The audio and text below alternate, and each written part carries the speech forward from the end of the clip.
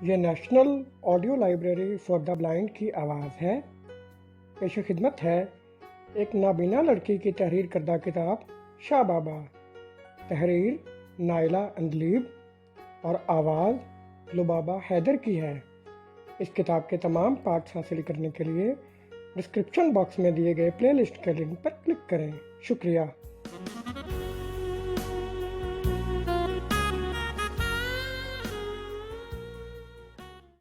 आप मेरे नाम कुछ करा दो।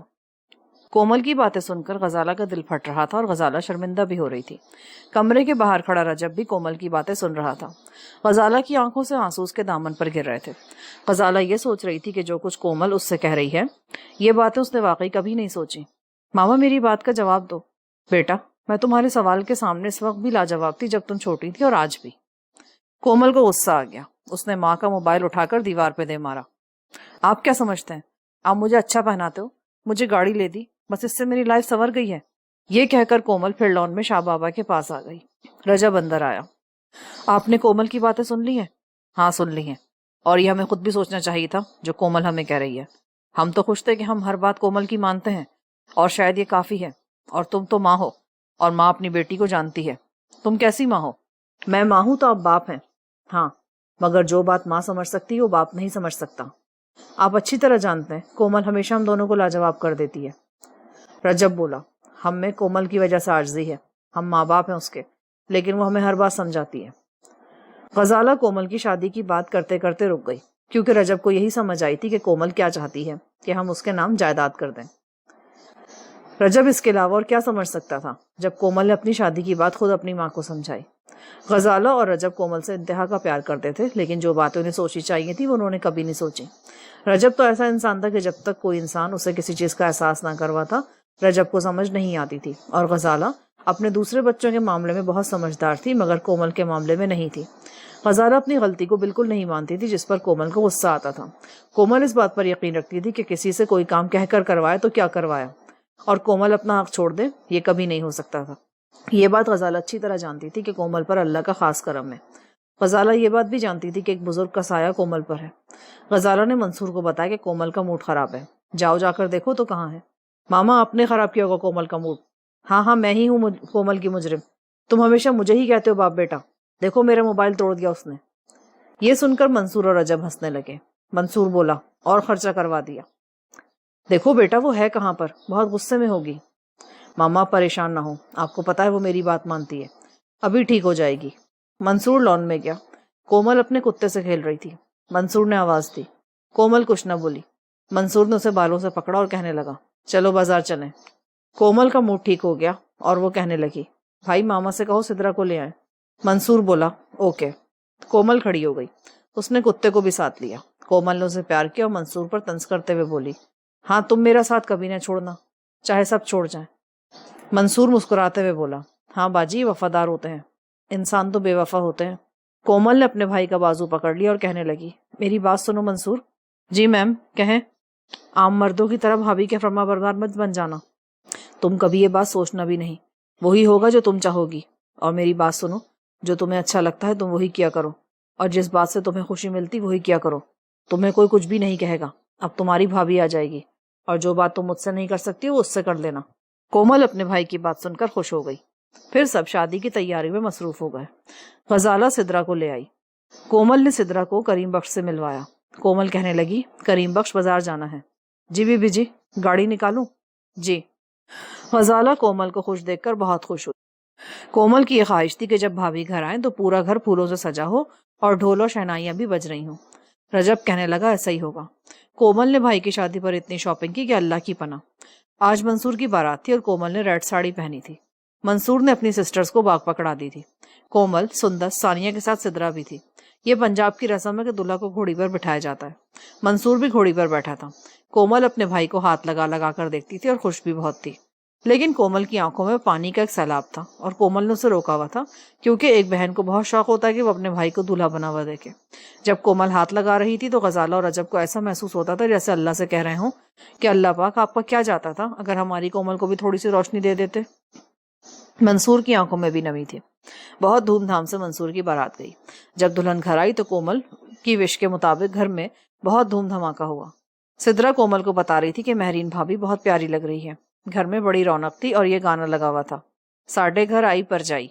फिर मंसूर ने महरीन को अपने घर के माहौल के बारे में बताया और कहा कि मैं तुम्हें दुनिया की हर खुशी दूंगा, बस तुमने कोमल को खुश रखना है। महरीन बोली, जी इंशाल्लाह, आपको मुझसे कभी कोई शिकायत नहीं होगी। फिर सानिया की रुखसती हुई। कोमल बहुत उदास खड़ी थी। जब कोई लड़की अपने बाबुल का घर छोड़ती है तो साजन के घर जाने की खुशी के साथ उदास भी होती है। सिद्रा चाहती थी कि कोमल रो ले। सिद्रा कोमल को बताती है कि कोमल, डैडी, सानिया सब रो रहे हैं। कोमल ने कुछ नहीं कहा, लेकिन देखने में कोमल बहुत खामोश और थकी हुई थी और करीम बख्श कोमल को देखकर परेशान था, लेकिन कोमल ऐसे सबके सामने रोना अपनी तौहीन समझती थी।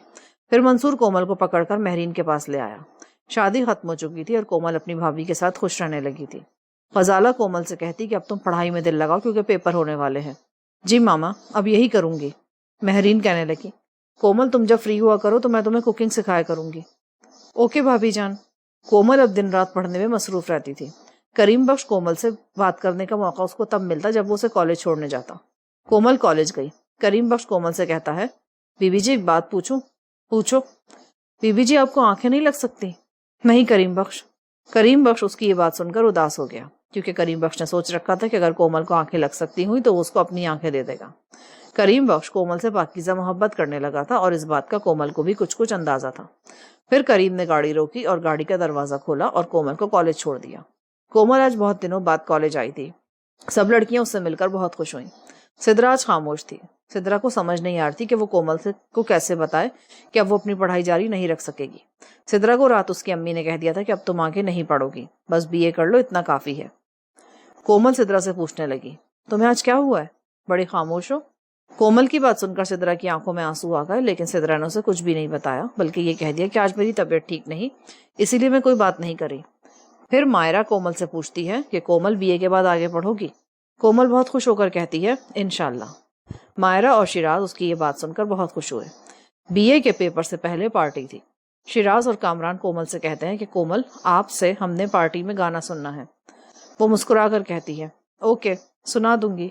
मायरा हैरान होकर कोमल से पूछती है, कोमल बड़ी बात है, तुमने इतनी जल्दी हाँ कर दी? कोमल मजाक करते हुए मायरा से कहती है, ओ बीबी, मैंने सॉन्ग के लिए हाँ की है, मंगनी के लिए नहीं। कोमल की ये बात सुनकर पूरी क्लास हंसने लगी। सिद्रा और मायरा का तो हंस हंस कर आंखों से पानी निकलने लगा।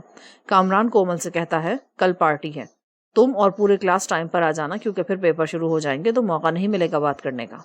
सिद्रा ने कामरान की बात सुनकर कहा, कामरान भाई, अभी तो कल पार्टी है, आप अभी से ऐसी बात ना करें, मेरे दिल को कुछ होता है।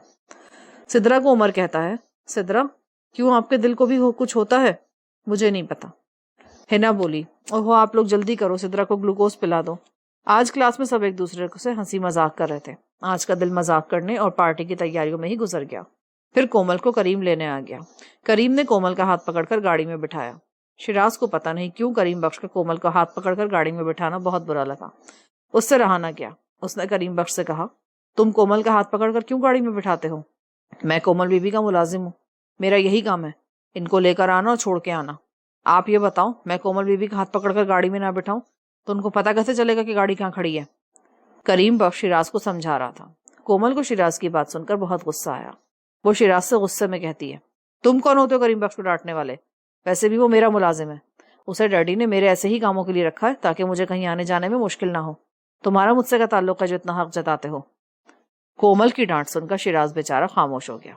कोमल ने शिराज की इतनी बेइज्जती की कि अल्लाह की पनाह, लेकिन शिराज कोमल के आगे कुछ न बोला। फिर सिद्रा ने कोमल को खामोश करवा दिया। शिराज बेचारे का कसूर क्या था? यही ना कि वो कोमल को बहुत चाहता था। फिर कोमल ने गुस्से से गाड़ी का दरवाजा बंद किया और कहने लगी, ये मर्दों की बहुत बुरी आदत होती है, जिस औरत को थोड़ा सा पसंद करने लगे उसे अपनी मिल्कियत समझ लेते हैं। करीम बख्श ने कोमल का ये रूप पहली बार देखा था। वो बहुत डर गया। इतनी आर्जी से कोमल से पूछने लगा, बीबी जी चले? कोमल बड़े प्यार भरे लहजे में कहती है, हाँ हाँ चलो। आप इतना क्यों डर गए? सिद्रा ये देखकर हैरान थी कि कोमल एक मुलाजिम से इतनी इज्जत से मुखातिब हो रही है, हालांकि वो तो बड़े बड़े लोगों से भी बात नहीं करती थी। लेकिन कोमल की बातें कोमल ही जाने। पर आज सिद्रा को कोमल पर गुस्सा आ रहा था। फिर कोमल ने करीम से पूछा, दादा साहब का मजार आ गया? जी बीबी जी। बीबी जी आपने दादा दरबार जाना है? नहीं नहीं, जाना नहीं है, बस यूं ही पूछा है। हाँ, आज मेरा दिल बर्फ का गोला खाने को चाह रहा है। अप्रैल का महीना है ना, गर्मी अभी शुरू हो गई है। कोमल की बात का जवाब देते हुए सिद्रा बोली, गर्मी तो इतनी नहीं है, अलबत्ता ये जरूर है कि तुम्हारे लहजे में गर्मी कुछ ज्यादा है। कोमल ने कुछ नहीं कहा। फिर करीम बख्श ने गाड़ी रोकी और कोमल को बर्फ का गोला लाकर दे दिया। साथ ही करीम बख्श ने कोमल को यह बताया कि बीबी जी, इस गोले में मुख्तलिफ रंग हैं। कोमल करीम बख्श की बात सुनकर बहुत खुश हुई। बर्फ का गोला खाकर कोमल का मूड हैप्पी हैप्पी हो गया। कोमल जब भी बर्फ का गोला खाती उसे अपना बचपन याद आ जाता। लेकिन आज सिद्रा बहुत परेशान थी। कोमल का करीम बख्श से इस तरह बातें करना सिद्रा को समझ नहीं आ रहा था। कोमल तो बड़े बड़े मर्दों से इस तरह बात नहीं करती थी जिस तरह आज करीम बख्श से बात कर रही थी। फिर उसका घर आ गया और कोमल गाड़ी से उतर गई। कोमल ने करीम से कहा कि सिद्रा को उसके घर छोड़ाओ। सिद्रा कहने लगी, नहीं, मैं यहाँ से खुद ही चली जाऊंगी। कोमल ने आते अपनी भाभी को बताया, भाभी, कल हमारी पार्टी है। भाभी बोली, तुम मुझे आज परेशान लग रही हो। नहीं भाभी, ऐसी कोई बात नहीं। लेकिन कोमल को अपनी गलती का एहसास था। शिराज को यह हक किसने दिया है कि वो करीम बख्श को इस तरह डांटे। कोमल की भाभी पूछने लगी, कल कितने बजे जाना है कॉलेज। भाभी, 3 बजे का वक्त है पार्टी का। फिर कोमल ने सिद्रा को कॉल की। कोमल, तुमने आज बहुत गलत किया। कोमल कहने लगी, शिराज को कोई हक नहीं कि वो मेरे बारे में इतना सोचे। तुम्हारी ये बात ठीक है, पर तुमने शिराज को डांट दिया और ये काफी था। उसे समझ आ गई थी। लेकिन तुमने पूरी क्लास के सामने शिराज की इतनी बेइज्जती की और वो बेचारा खामोश रहा। जरा सोचो वो तुम्हें कितना चाहता है। तुम ऐसा ना किया करो।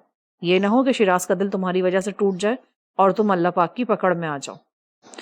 कोमल सिद्रा की ये बात सुनकर बहुत परेशान हुई और कहने लगी, सिद्रा, मैं ऐसा इसलिए करती हूँ कि शिराज को मुझसे चिढ़ हो जाए, क्योंकि मैं शिराज से शादी हरगिज नहीं कर सकती। सिद्रा ने कोमल को समझाया कि शादी एक अलग बात है, वो तुम ना करो, लेकिन इसकी इज्जत किया करो। अब करूंगी। तुम सारी क्लास के सामने उससे सॉरी कर लेना, नहीं तो मैं तुम्हारे सर तौसीफ कुरैशी को तुम्हारी शिकायत कर दूंगी। कोमल तौसीफ कुरैशी की हर बात मानती थी। ये बात भी कोमल जानती थी कि उसने आज गलत किया है। कोमल को अपनी गलती का एहसास बहुत जल्दी हो जाता था। सिद्रा की बातें सुनकर कोमल कहने लगी, ठीक है, मैं कल पार्टी में शिराज से सॉरी कर लूंगी पहले, और आज फोन करके भी उससे सॉरी कर लूंगी। सिद्रा बहुत खुश हुई।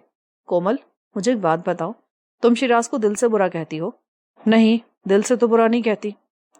सिद्रा हंसने लगी, अब तुम क्यों दांत निकाल रही हो। ये वो बात नहीं जो तुम समझ रही हो। जो भी मेरी इज्जत करे मैं उसे इज्जत देती हूँ। ये प्यार व्यार मुझे किसी से नहीं हुआ। सिद्रा बोली, मैं जानती हूँ, लेकिन तुम्हारी विश तो है ना।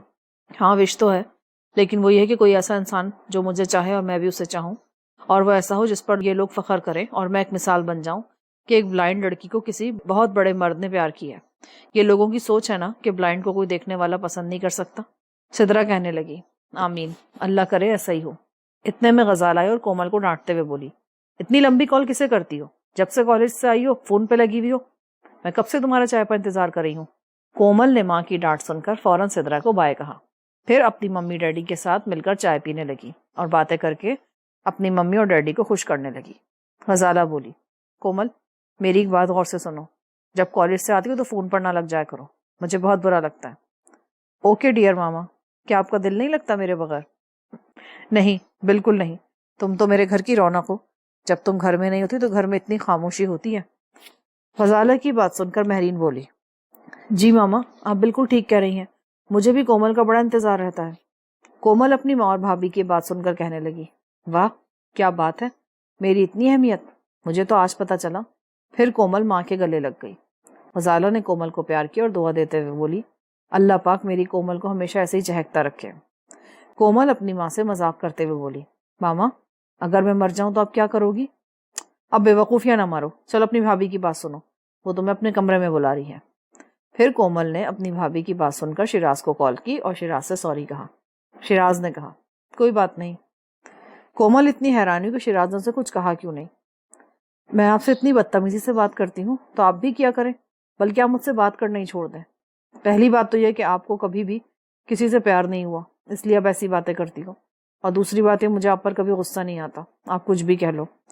कोमल ने जल्दी से अल्लाह हाफिज कह दिया, क्योंकि उसको डर था कि जितना आज कोमल को शिराज की बातों से प्यार फील हुआ, कहीं शिराज उसके दिल में अपनी जगह ही ना बनाने में कामयाब हो जाए। कोमल फोन बंद करके पार्टी की तैयारी में बिजी हो गई। कोमल की भाभी ने कोमल को बताया था कि अब तुम जल्द फुप्पो बन जाओगी। कोमल को यह सुनकर बहुत ज्यादा खुशी हुई थी। कोमल तैयार हो रही थी। भाभी ने आज कोमल को तैयार किया। कोमल ने स्याह रंग का फ्रॉक पहना हुआ था। भाभी ने आज उसको बहुत गौर से देखा। कोमल को फील हो गया कि भाभी उसे देख रही हैं। भाभी, आपने आज मुझे पहली बार देखा है। भाभी ने कहा, पहली बार तो नहीं देखा, लेकिन ब्लैक रंग तुमने पहना है बहुत अच्छा लग रहा है। फिर कोमल ने करीम बख्श से कहा कि वो गाड़ी निकाल ले। करीम बख्श ने गाड़ी पहले ही निकाली हुई थी। कोमल बीबी अब गाड़ी में बैठे। कोमल गाड़ी में बैठ गई। करीम की नजरें आज कोमल से हट नहीं रही थी। वो गाड़ी चलाता हुआ अल्लाह से शिकवा कर रहा था, अल्लाह तू जो करता है बेहतर करता है, लेकिन तूने कोमल बीबी को इतनी प्यारी शक्ल सूरत दी, तूने उनको आंखों जैसी नेमत क्यों नहीं दी। ये बातें सोचकर करीम की आंखों में पानी आ गया। फिर करीम ने गाड़ी में गाना लगा दिया, मेरा दिल भी कितना पागल है, ये प्यार तो तुमसे करता है। कोमल ने अक्सर करीम बख्श को यही गाना सुनते देखा था। इतने में कॉलेज आ गया। सिद्रा खड़ी उसका इंतजार कर रही थी। वो गाड़ी से उतर के आई। सिद्रा कोमल को देखकर खुश हो गई। माशाल्लाह, आज तो नजर नहीं ठहर रही। कोमल सिद्रा के गले मिली। हिना भी पास खड़ी थी। तुम दोनों तो ऐसे मिल रही जैसे सदियों बाद मिली हो।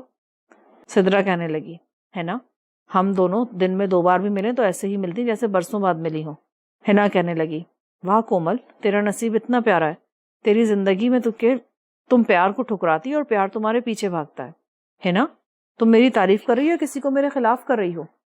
अरे तुम्हारे खिलाफ कौन हो सकता है? हिना भी कोमल की तरह शरारती थी। फिर सिद्रा और मायरा कोमल से कहने लगी, चलो कोमल, शिराज से सॉरी कह दो। हिना भी बोली, हाँ हाँ करो सॉरी, ऐसे वफादार किस्मत से मिलते हैं। हिना की बात सुनकर वो बोली, वो इंसान है को कुत्ता नहीं जो तुम उसे वफादार कह रही हो। कोमल ने जब ये बात की तो सिद्रा, मायरा, फिजा, हिना और कामरान का हंस कर बुरा हाल हो गया। कोमल शिराज के पास गई। शिराज, मुझे माफ कर दो, वरना ये पार्टी शुरू नहीं होगी। मुझे आपकी कोई बात बुरी नहीं लगी कि आप मुझसे सॉरी करें। शिराज की ये बात सुनकर पूरी क्लास हैरान रह गई, क्योंकि शिराज नहीं चाहता था कि क्लास कोमल को बुरा भला कहे। फिर पार्टी शुरू हुई। उमर मायरा से कहने लगा, मायरा, तुम आज बहुत प्यारी लग रही हो। हिना सिद्रा को कहने लगी, हिना, तुम बाल खुले छोड़ा करो, बहुत अच्छे लगते हैं। फिर सिद्रा कोमल को बताने लगी, कोमल, सर तुम्हारी तरफ देख रहे हैं। कौन से सर? सर फरहान। फिर सर फरहान कोमल के पास आए, लेकिन कुछ कहते हुए रुक गए। आज क्लास में खूब हल्ला गुल्ला था। पूरी क्लास कामरान से कहने लगी, आप बांसुरी बहुत अच्छी बजाते हो, आज हमें बांसुरी बजाकर सुनाओ। कामरान ने बांसुरी पर गीत सुनाया। बांसुरी पर गीत सुनकर ना जाने कोमल क्यों रोने लगी, और सर फरहान ने कामरान को कहा कि वो बांसुरी बजाना बंद कर दे, क्योंकि सर फरहान ने 4 साल में पहली बार कोमल को रोते देखा था। इतनी शोखो चंचल लड़की जब रोए तो कोई भी इंसान नहीं देख सकता। कोमल क्यों रो रही थी ये कोमल ही जानती थी। कोमल इसलिए रो रही थी कि उसने बचपन में एक मूवी देखी थी। उस मूवी में एक इंसान की एक ब्लाइंड लड़की के साथ ये गाना गा रहा था और कोमल उस वक्त देख सकती थी। फिर सर फरहान कोमल से कहने लगे, कोमल, तुम जैसी लड़की उदास अच्छी नहीं लगती। सर फरहान ने कोमल की तारीफ करते हुए कहा, मैंने बहुत से ब्लाइंड्स को देखा है, लेकिन जो बात कोमल में देखी वो कहीं और नहीं, और जो लड़कियां देख सकती है मैंने उनमें भी ये खूबियां नहीं देखी। सर फरहान की ये बात मायरा और फिजा को बहुत नागवार लगी। पूरी क्लास में कोमल, फिजा और मायरा ब्लाइंड थी और शिराज को थोड़ा बहुत नजर आता था। कामरान मुकम्मल ब्लाइंड था, लेकिन सिद्रा कोमल की तारीफ सुनकर बहुत खुश हुई। फिर सब कोमल से कहने लगे, कल तुमने क्लास से वादा किया था कि तुम गाना सुनाओगी, चलो अब सुनाओ। कोमल ने बहुत बहाने बनाए कि मेरा गला खराब है। सर तौसीफ कुरैशी ने जब कहा कि चलो कोमल गाना सुनाओ, तो कोमल की मजबूरी थी। कोमल गाने के लिए खड़ी हुई तो पूरी क्लास खुश हो गई। कोमल ने गाना सुनाने से पहले कुछ बातें की। अब काफी लोग बीए करने के बाद पढ़ाई जारी नहीं रखेंगे और कुछ की शादियां हो जाएंगी और फिर कभी किसी से शायद मुलाकात ना हो। मैं इसी मुनासबत से आपको एक सॉन्ग सुनाती हूँ। और हाँ, एक और बात, मेरी वजह से अगर किसी का दिल दुखा हो तो प्लीज मुझे माफ कर देना। हिना बोली, जाओ, माफ किया। तुम कौन सा लताओ जो इतनी बातें करने के बाद गाना सुनाओगी? अब जल्दी से गाना सुना भी दो। फिर जब कोमल ने अपने गले से सुर निकाले तो सब हैरान हो गए। कोमल ने ये गजल सुनाई, हम ना होंगे तो ए जाने वफा, याद आएंगी हमारी बातें। कोमल की गजल कौन सुन रहा था इस पार्टी में जिसकी आंखों से आंसू ना बह रहे हों? सिद्रा को तो ऐसा महसूस हो रहा था जैसे कोमल उसे कह रही हो। कोमल खुद भी बहुत रो रही थी, क्योंकि कोमल की छठी हिस्स उसको ये बता रही थी कि अब शायद तुम अकेली रह जाओगी। जब गजल खत्म हुई तो एक बुजुर्ग सर थे जो उर्दू पढ़ाया करते थे, सर मुश्ताक। वो आए और उसके सर पर हाथ रखा, आज तो तुमने मुझे भी रुला दिया। फिर पार्टी खत्म हुई और सब एक दूसरे से मिलने लगे। जब करीम उसको लेने आया तो उसने देखा कोमल बहुत उदास है। वो गाड़ी में बैठ गई। करीम ने बताया, बीबी जी, आज आपकी भाभी की तबीयत बहुत खराब थी, सब उनको डॉक्टर की तरफ लेकर गए हैं। यह सुनकर कोमल घबरा गई। इतने में घर आ गया। कोमल गाड़ी से उतरकर सीधी दरख्त के पास गई। कोमल ने बहुत अदब से सलाम किया और शाह बाबा से कहा, शाह बाबा, आप दुआ करें अल्लाह पाक मुझे भतीजा दें और मेरे लिए भी दुआ करें, मैं बहुत परेशान हूँ आज। ये कहकर कोमल रोने लगी। जब दरख्त से शाखों ने हरकत की तो कोमल को महसूस होगा कि जरूर आज कुछ अच्छा होने वाला है। करीम बख्श सब कुछ देख रहा था। उसको कोमल से डर लगने लगा। जब कोमल शाह बाबा से बातें कर रही थी तो उसका रंग बदल जाता था और सांस उखड़ने लगती थी। फिर कोमल अंदर आई। सुंदस ने जल्दी से उसको पानी पिलाया। कोमल पूछने लगी, सुंदस, भाभी की तबीयत सुबह तो ठीक थी? हाँ, अचानक खराब हुई। इतने में चाचा करमू ने आकर बताया, बिटिया रानी मुबारक हो, अल्लाह पाक ने आपको चांद सा भतीजा दिया है। सुंदस और कोमल ये सुनकर एक दूसरे के गले लग गईं। कोमल ने जल्दी से वजू किया और शुक्राने के नफिल अदा किए। फिर उसने फोन करके अपनी माँ को पूछा, मामा, मैं और सुंदस भी वहां आ जाए? नहीं नहीं, तुम नहीं आना, बस हम घर आ रहे हैं। मामा, भाभी तो ठीक है ना? अरे हाँ भाई, तुम्हारी भाभी बिल्कुल ठीक है, हम घर आते हैं। फजाला महरीन को लेकर जब घर आई तो कोमल और सुंदस भागकर अपने भाई को मुबारकबाद देने लगी। फिर कोमल ने अपना भतीजा देखा। फजाला ने कोमल को बेबी पकड़ा दिया। जब कोमल ने अपना चांद सा भतीजा अपनी गोद में उठाया तो उसको एक अजीब से खुशी का एहसास हुआ। कोमल अपनी माँ से पूछती है, ये किसके जैसा है? महरीन कहने लगी, मुझे तो इसका नोज बिल्कुल कोमल जैसा लगता है। फजाला कहने लगी, नोज तो कोमल जैसा है लेकिन वैसे बिल्कुल मंसूर पर है। फजाला कहने लगी, इसे घुट्टी कोमल देगी। मंसूर कोमल से मजाक करते हुए कहने लगा, अल्लाह मेरी तौबा, घुट्टी कोमल देगी तो फिर मैं और महरीन तैयार हो जाए इसका हुक्म मानने के लिए। अब हुक्म कोमल का चलता है, फिर कोमल का भतीजा हुक्म चलाया करेगा। रजब ने कोमल को शहद दिया और कहा, लो अपने भतीजे को खिलाओ। कोमल ने बच्चे को शहद दिया। आज तो रजब और गजाला दादा दादी बनकर इतने खुश थे कि मंसूर के पैदा होने पर भी इतने खुश नहीं थे। कोमल अपने पेपर की तैयारी भी करती रहती और अपने भतीजे से भी खेलती। रजब ने अपने पोते का नाम मोहम्मद रखा। मोहम्मद के आने से घर में बहुत रौनक हो गई। कोमल पेपर देकर आती तो आते ही उसको अपनी गोद में उठा लेती। आज कोमल मोहम्मद के साथ खेल रही थी। अब फुप्पो जान के पेपर खत्म हो गए, अब मैं अपने चांद से खेला करूंगी। अब मोहम्मद हाँ हूं करने लगा था। मंसूर खड़ा कोमल की बातें सुन रहा था। कहने लगा, हाँ, अब मोहम्मद की फुप्पो मोहम्मद के काम क्या करेगी? कोमल कहने लगी, तो कर दूंगी ना। अभी मंसूर कोमल को मजाक ही कर रहा था कि भतीजे ने कोमल के कपड़े खराब कर दिए। कोमल अपनी भाभी को आवाज देने लगी, भाभी देखो इसने क्या कर दिया। मंसूर उस पर हंसने लगा। फिर महरीन ने बेबी को साफ किया। कोमल अपने भतीजे के साथ मसरूफ रहती थी और आहिस्ता आहिस्ता वक्त गुजरता गया। फिर एक रोज कोमल को मायरा की कॉल आ गई। मायरा ने बताया कि बीए का रिजल्ट आ गया है। फिर मंसूर ने कोमल का रिजल्ट नेट पर देखा। वो बहुत अच्छे नंबरों से पास हुई थी, लेकिन कोमल की पूरी क्लास में सबसे ज्यादा नंबर थे। मंसूर ने आकर कोमल को गले लगाया। कोमल बहुत खुश थी। गजाला की तो खुशी की इंतहा न थी। गजाला ने अपने सब रिश्तेदारों के घर मिठाई भिजवाई। कोमल रजब से कहती है, हमारे 5 बच्चे हैं मगर इनमें से किसी के भी इतने अच्छे नंबर नहीं है जितने अच्छे नंबर हमारी कोमल ने लिए हैं। रजब कहने लगा, अब कोमल क्या कहती है? अभी तो खामोश है। भाई हमारी कोमल बहुत सब्र वाली है। कितनी मुश्किल आई कोमल को बीए करते हुए, लेकिन बीए कर लिया। कभी कोई राइटर नहीं मिला पेपर देने के लिए। कभी कॉलेज में मुश्किल होती थी। हाँ, कोमल को बीए सिद्रा ने करवा दिया। अगर सिद्रा ना होती तो शायद हमारी बेटी पढ़ ना सकती। हाँ, सिद्रा बहुत अच्छी है। जब उसकी शादी हुई तो मुझे जरूर बताना। मैं सिद्रा की शादी अपनी बेटी की तरह करूंगा। जब सिद्रा की शादी की बात आई तो ना जाने क्यों गजाला की आंखों में पानी आ गया। तुम सिद्रा की शादी की बात सुन के क्यों रोने लगी? मैं इसलिए रोई हूँ कि अगर कोमल देख सकती होती तो हम उसकी शादी की बात भी करते। जब सिद्रा की शादी होगी तो हमारी कोमल बहुत परेशान हो जाएगी। मैं सोचती हूँ हम कोमल की शादी करें या नहीं। जब रजब ने कोमल की शादी का सुना तो उसको बहुत गुस्सा आया। तुम पागल औरत हो। फिर कोमल आ गई तो दोनों चुप हो गए। कोमल कुछ समझ गई कि मेरे माँ बाप का झगड़ा क्यों हुआ है। कोमल की शादी की फिक्र पहले तो गजाला को नहीं थी। वो तो कोमल ने खुद ही अपनी शादी का ख्याल अपनी माँ के जहन में डाला था। एक ब्लाइंड लड़की के भी कुछ ख्वाब होते हैं, बिल्कुल जैसे देखने वाली लड़की के हो सकते हैं। कोमल आई तो रजब ने पूछा, बेटा ये मायरा और फिजा यूनिवर्सिटी नहीं जाएंगी? जी डैडी, मायरा की मुझे कॉल आई थी। उन दोनों ने यूनिवर्सिटी जाना शुरू कर दिया है। बेटा तुमने तो हमें कुछ बताया नहीं। क्या तुमने बीए ही करना है? माँ की बात सुनकर कोमल रोने लगी। रजब ने कोमल को अपने साथ लगाया। मुझे बताओ क्या बात है? डैडी, सिद्रा ने आगे नहीं पढ़ना। मैं कैसे पढ़ूं? बेटा ये मायरा और फिजा कैसे पढ़ेंगी? डैडी ये पढ़ लेंगी। मुझसे ऐसी मुश्किलों में नहीं पढ़ना चाहता। रजब और गजाला कहने लगे, कोमल बेटा जितनी है तुम्हें आसानी है, हमारे ख्याल में मायरा को बिल्कुल नहीं है। तुम्हारे पास गाड़ी है, मुलाजिम है। अगर तुम कहो तो हम एक मुलाजिम और रखवा देते हैं, यूनिवर्सिटी में तुम्हारे साथ रहेगा। कोमल बोली, डैडी मुझे कोई क्लास में देखने वाला चाहिए और सिद्रा जैसा मुझे कोई नहीं मिल सकता। गजाला ने उसे बहुत समझाया, बेटा किसी के लिए अपनी जिंदगी नहीं रोका करते।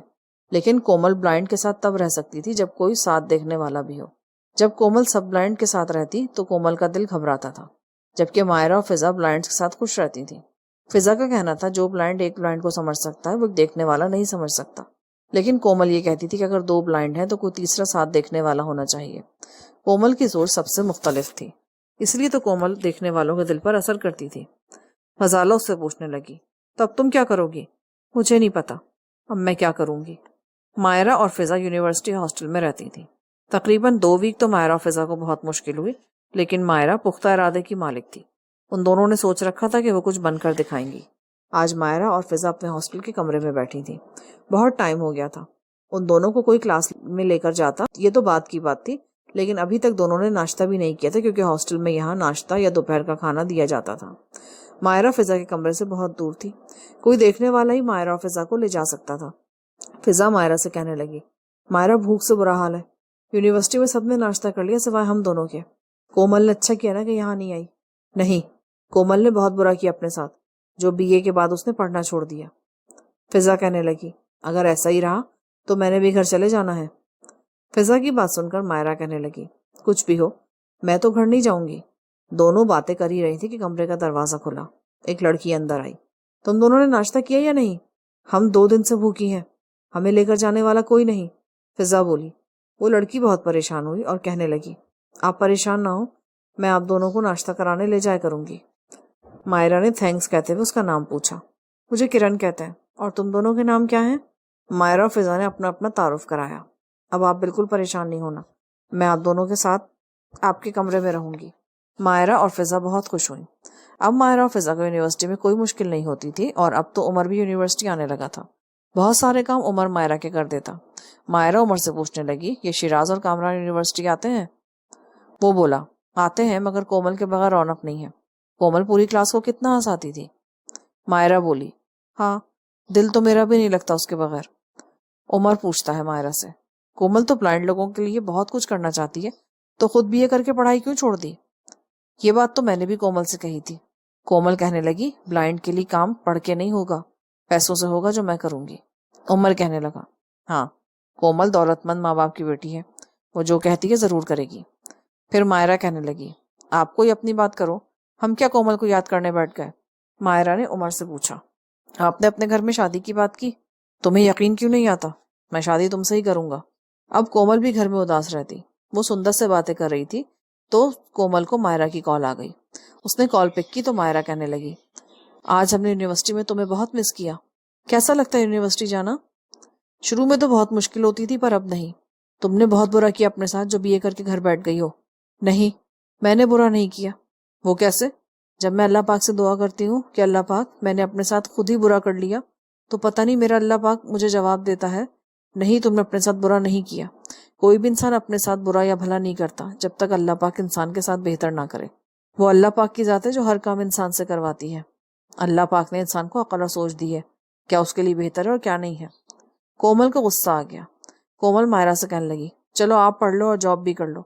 जो खुशी आप लोगों को मिली अगर मुझे ना मिली तो मैं समझ लूंगी सब कुछ इंसान खुद ही करता है। इंसान की किस्मत और इंसान के काम में अल्लाह पाक का कोई दखल नहीं होता, क्योंकि जो बातें अल्लाह पाक ने कोमल को नवाज दी थी वो मायरा या फिजा को नहीं। कोमल के पास रूहानियत थी, जबकि मायरा और फिजा आम लोगों की तरह हर बात इंसान की मेहनत और इंसान की सोच पर छोड़ देते थे। बाद में अल्लाह पाक पर यकीन रखते थे, जबकि कोमल का ये मानना था कि पहले अल्लाह पर यकीन करो और बाद में मेहनत और कोशिश करो। फिर काम ना हो तो समझ जाओ कि अल्लाह पाक को ये काम हमारे लिए बेहतर नहीं लग रहा था।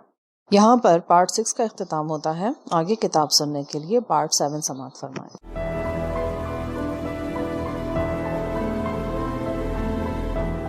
अगर आपने हमारा चैनल सब्सक्राइब नहीं किया तो अभी सब्सक्राइब करें और साथ ही बेल आइकन पर क्लिक करें ताकि हमारी नई आने वाली बुक्स की अपडेट्स आपको मिलती रहे। लाइक करें, शेयर करें और कमेंट्स करके अपनी राय का इजहार करें और ये भी बताएं कि आपको हमारी बुक्स कैसी लगती हैं। मज़ीद मालूमात और डिस्कशन के लिए डिस्क्रिप्शन में दिए गए लिंक पर क्लिक करके हमारा व्हाट्सएप ग्रुप ज्वाइन करें। शुक्रिया।